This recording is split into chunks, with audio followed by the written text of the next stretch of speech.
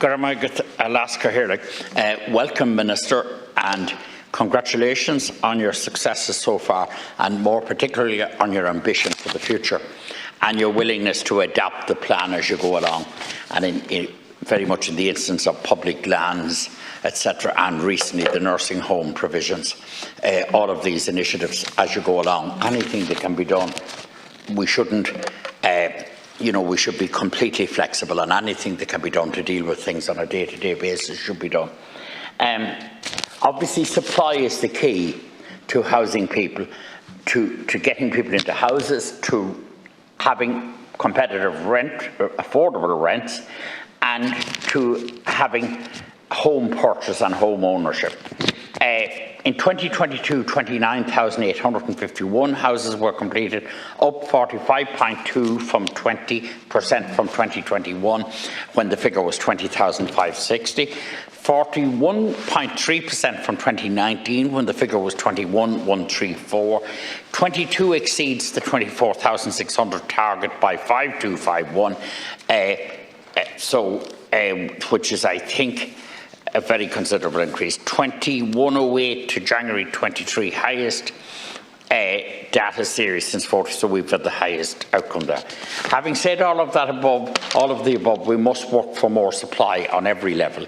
Statistics on social housing are being complied at the moment and already indicate the highest since the 70s, which Senator McDowell had some very interesting remarks to make about, but they do indicate the best since then. The LDA and councils and the department must increase social housing supply. Councils should be encouraged to build more, to recruit tradespeople, to bring them back home, to bring in more of the existing Ukrainian refugees who are here, people in direct provision, anyone that can be harnessed into the workforce.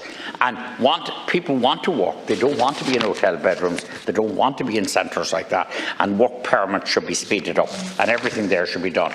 Student accommodation is a very important thing. It has many things to recommend it, and colleges must be supported in this regard.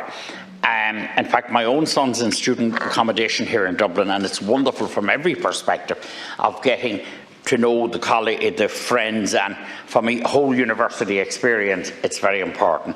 The state is, and I must say I'm very pleased with what my colleague Minister Harris is doing here. The state is investing in the delivery of student accommodation for the first time ever. Since November, Minister Harris has given the go-ahead to 1,100 beds across a number of universities, including Limerick, Dublin, Galway and Maynooth. The Minister is absolutely determined to deliver further on this, including Trinity, UCC and UCD.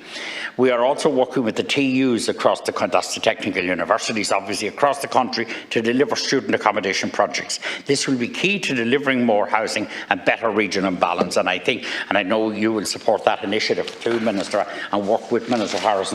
That's a critical facet, among other things, of getting the problem solved. So I think that's important. So I think that should be 1,243 first-time buyer purchases in 23. That's the highest since data was collected in this area in 2010. The planning reform you have to propose to put on the statute books is so welcome and so necessary, Minister. The vacant houses is a huge issue. I'm glad to see the amendment of the Creconia that it will be fit to be more inclusive of people who want to rent the properties. And I'm also happy that 150 million has gone to the local authorities to ensure, to tackle vacancy and development there. And I think we need to be further stringent measures. I think the measures are inadequate in the last time and need more in the next budget to stop people sitting on sites, squatting on potential building land, and I think that needs more action.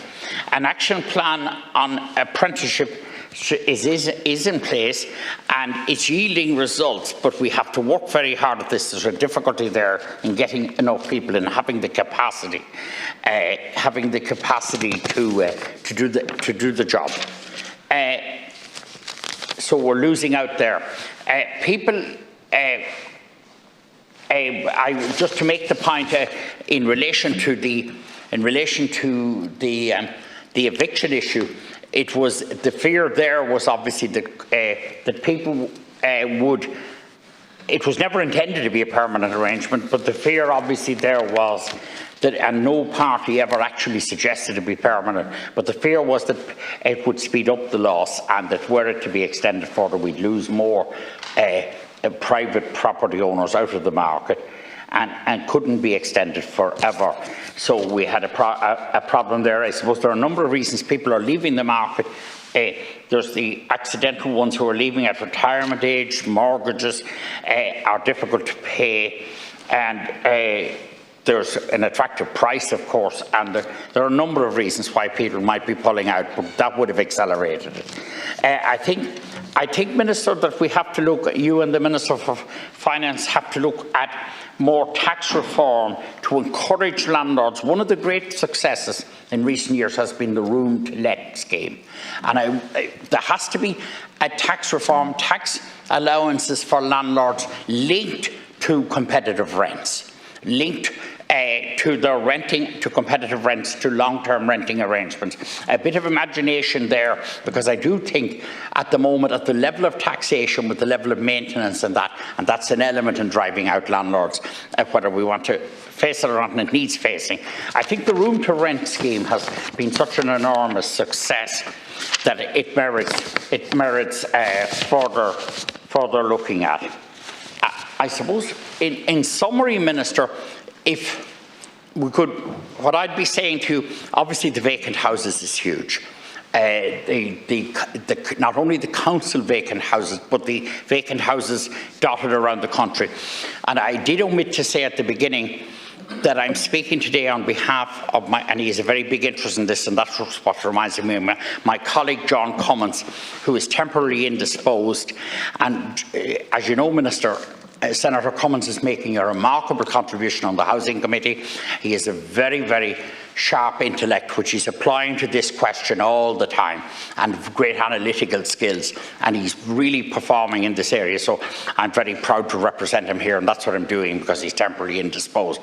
But to go back to the point, the big thing is to deal with the vacancies, with the voids, with both at local authority level and the Croí scheme, and keeping it made attractive.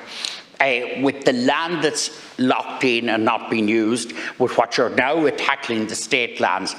I just think, and I know that that's your approach, but I think just every imaginable strategy that can be pulled in at a given time to deal with this as we go along, and it has to be treated as emergency. There's a number of dimensions to this. It's not just homelessness is one great horror, and I'm very proud that I have a son who works in this area, whom you know, Minister, and I've met in the Peter McVerry Trust end of it. And he's a professional social worker in that area, just about qualified. And he is very interested in this question. And of course, we have to deal with homelessness. It's a great scourge and wrong.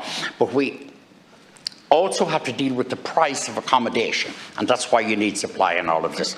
So we could discuss this for ages. I'd be deferential to your wish, Lasker here, to efficiently run the operation. So we leave it at that. But Minister, you're welcome, and I look forward to your proposals. And just it really needs massive ingenuity and determination, and please God we can keep it going. Thank you.